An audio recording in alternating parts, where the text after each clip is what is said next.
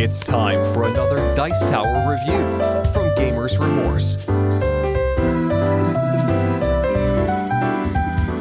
The Gamers Remorse Grab Bag is a review episode where Gamers Remorse hosts Sean Howard and Brian Bremner provide a concise overview of several board games in a short review. Each episode will have several 2 to 3 minute reviews. Neptune is a game for 2 to 4 players and takes about 15 minutes to play. Neptune is a game by Grey Gnome Games, and is ultimately a reboot and retheme of the game by the same publisher that goes by the name of Plague. This is a fairly straightforward trick-taking game, so there isn't much theme that plays into this game other than setting up as a backdrop for the card play to take place. Through the use of star systems, black holes, and galactic anomalies, you battle other players. To what end? Fun. Shh, don't ask questions. 30 system cards are shuffled along with 6 special cards. Cards are dealt out to all players evenly. Players each receive a score tracker and 2 score markers of their desired color. Like most trick takers, the player to the left of the dealer plays any card from their hand to lead the round. Then each player proceeds to play a card of the same suit, as denoted on the upper left of the card. If a player is unable to play the suit, then a player can trump with a different suit as denoted on the lower left of the card. Red trumps green, green trumps blue, and blue trumps red. It is important to note that the trump only works from the original suit of the card played. You cannot trump a trump. And for a third option, there's an asteroid card that can be played when you cannot follow suit. Instead of trumping the trick to win the hand, a player can play an asteroid to cause negative points to be given to the winner of the trick.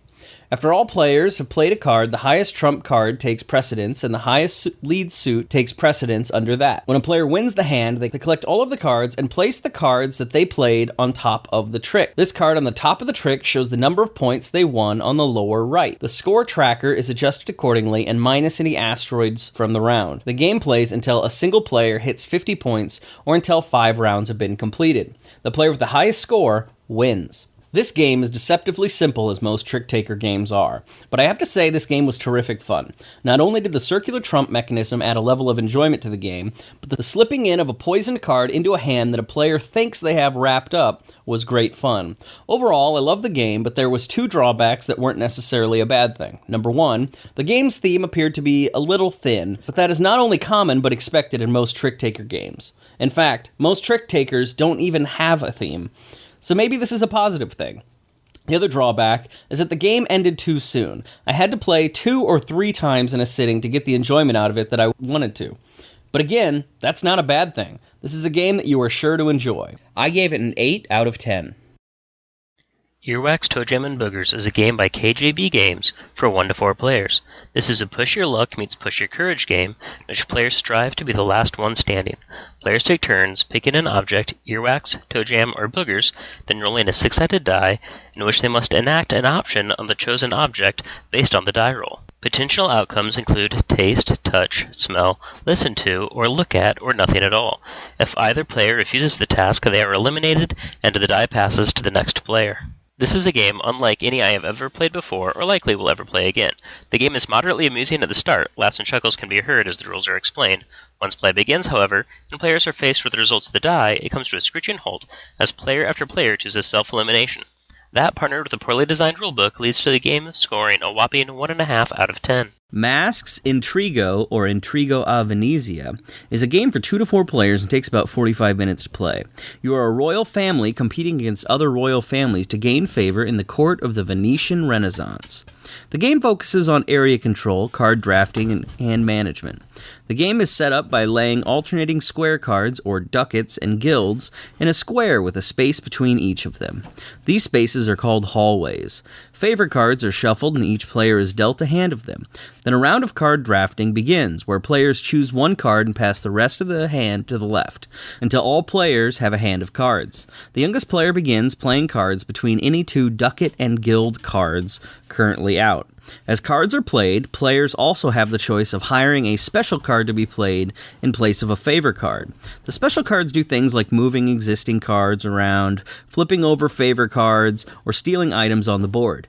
This continues until there are no spaces available. Then, starting with a card that has a small doorway, you go around the circle of ducat and guild cards, distributing the items from the ducat locations and guild locations to all players.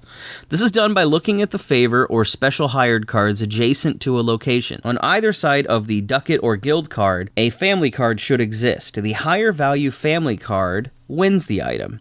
In the event of a tie, no player earns the item and it is discarded. Another round is played, and another, until one player has at least one guild favor in each guild of their own, or one player has 4 favors in a single guild. Overall, I loved the theme. In fact, that is what ultimately made me buy the game. Intrigue in a Venetian court? Shut up and take my money. But when I got down to the rules, it seemed like any one of 100 different themes could have been pasted on this. So it left me feeling a bit thin, especially with the juicy themes that Fantasy Flight has been kicking out lately. But the game was fairly solid. It had area control, it had card drafting, and it had hand management. But as I played the game time and time again, it seemed to lack depth. The strategy was stunted for an area control game due to the fact that instead of a solid matrix of cards, it was simply a ring. And the card drafting concept was broken down to almost an all too obvious of choice of which cards to draft. Hint, you always pick your own cards. That's the only way you can win anything. And then finally, hiring agents of the court just seemed a little too little, as every time I played this game, I was constantly broke, meaning you could only hire maybe 1 or 2 agents the entire game. Overall, this game seemed to have a beautiful theme that was barely there, a whiff of strategy that made me crave something more, but the quality of the components and the price of the game made it all worth it. I give it a 6 out of 10. This probably isn't my favorite choice, but a great intellectual strategy game for a coffee shop rendezvous. Guilds of Cadwallon is a game for 2 to 4, but supports up to 8 players with the expansion, and the game takes about 30 minutes to play. You are the head of a wealthy family competing against heads of wealthy families to gain favor in the court of the Duke. The game focuses on area control and hand management. The game is set up by assembling 33 district cards, shuffling them, and setting them face down in a pile. Each player is given all of the tokens and agent pawns of their color. Then the first player draws the top 9 district cards and places them in a 3x3 matrix, leaving a small space between the cards. These are called boulevards. Then play begins, where players are able to play their agents between 2 district cards in the boulevard. Players do this so as to gain influence in that district. The mechanics utilize the power of the card on the opposing side of the district you are attempting to acquire. Wait, that was a lot of words. Let's repeat that. In this example, a player puts an agent down in a boulevard. The influence on the agent is based upon the strength of the district on the other side of the agent. So when you place an agent, the influence crisscrosses. The power from the left district applies to the district on the right, and the power on the right district applies to the district on the left. After a player places an agent, the player may also play an action card, one from a previous round. These action cards do some pretty nasty things, like swapping adjacent districts or canceling out a district entirely. After all boulevards have an agent in it, the round ends and players collect the districts they have won. The method explained earlier is used in summing up all the influences from the same colored agents. The highest score gets the card. Tied districts are left out on the table for the next round. Players collect the districts they have won for final scoring. The next round then begins with the first player passing the first player card to the next player clockwise, and the district cards are drawn and set up. If there are not enough cards to construct the 3x3 matrix, and the game ends and the final scores are totaled. The final score of each player is indicated by a somewhat convoluted mathematical calculation. On each card there is a guild points area. For each guild type, all the cards are summed and then multiplied by the number of cards of that guild. So for instance, you have 3 cards with point values 3, 2, and 0. Then your score would be 3 plus 2 plus 0 equals 5, and then multiply that 5 times the number of cards you had, which would be 3 in this case. As you had 3 cards, you got 15 points. Now do that calculation again for each of the 6 types of guilds and sum all of those together. Now you need to subtract the sum of the militia cards which you won. You can see where that becomes a bother after so many menial calculations. So why does this game sound so familiar?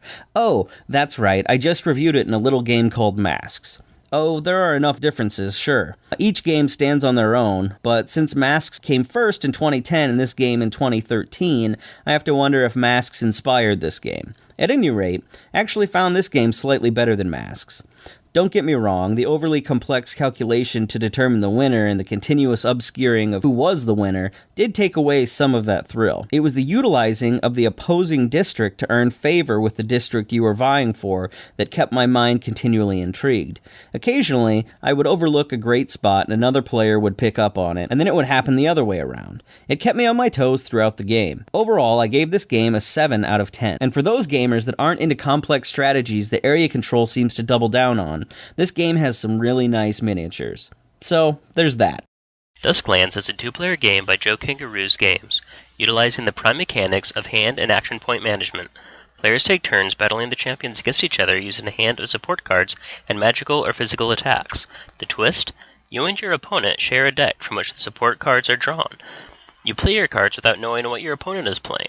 In battle, each player spends energy points from a finite pool and plays support cards in an attempt to eliminate their opponent's champions.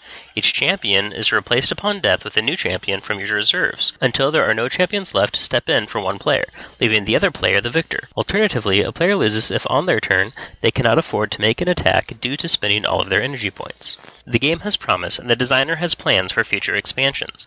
The act of predicting what your opponent may play so you can properly counteract their cards is quite enjoyable, but also frustrating at times. The two initial factions, the Liudi and the Sabaku, appear balanced, but I'm interested to see how they play out as more factions are introduced. Due to an inconsistent art style, heavy dependence on luck, and difficulty for a player to come back from a devastating loss early in the game, balanced with interesting use of mechanics and a fun theme, this game scored 6 out of 10, well worth checking out.